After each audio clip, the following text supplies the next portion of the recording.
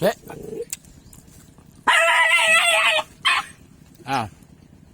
มันเป็นพวกนี้เป็นพระสูลักกินลักกินปลาโม่ครับกระต้าคล้องแอร์พัดให้บัดนี่มึงก็เอาเองรถเอาเองรถมึงจะว่าขอความเห็นใจจากกูลักกินของงูแล้วครับกระต้าคล้องพัดให้บัดนี่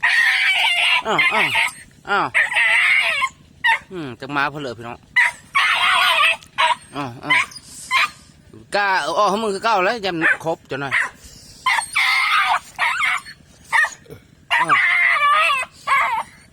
คล้องมันคือพี่อ้อวะเนาะ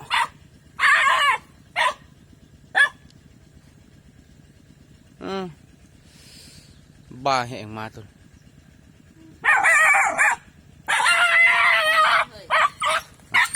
ไม่ได้แล้วไม่กล้าแล้วยังครบเนาะ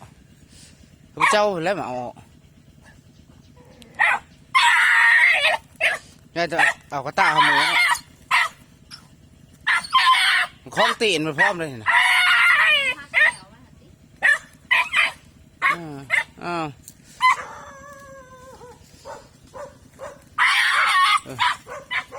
ไปเลยเลย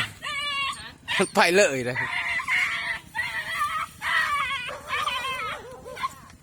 จักแล้ว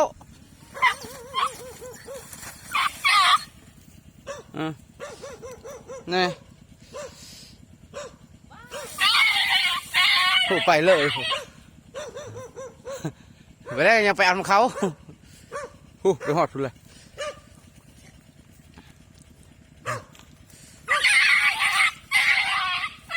ทำไมใหญ่เหรออ้อมันนี่อ้อเลยใดนะมันคล้องคักอะไรหัดกระตุกนี่แล้วมันครบแล้ววะเนา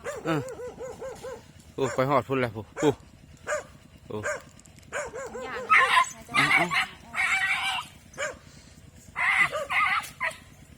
บ่าแห่งนี่อ้อแล้วฮะเรียบร้อย